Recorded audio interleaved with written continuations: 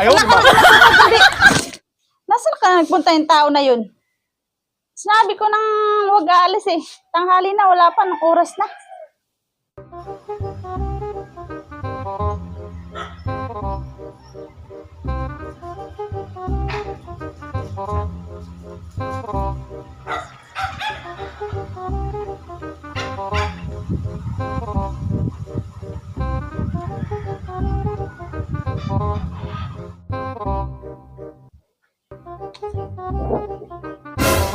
Saan ka na naman nagpunta?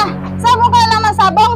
Wala ka nang inatupag kundi sabong ng sabong. Eh di kung nanahimik ka dito sa bahay, di sana naman naitulong ka pa.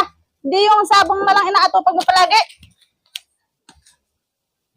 Ang sa akin lang naman, okay lang Ayaw, naman diba? mag-ibang ka. Kasi minsan puro trabaho na lang ginagawa mo eh. Kumain ka na ba? Maghahanda kita ng pagkain doon. Tara!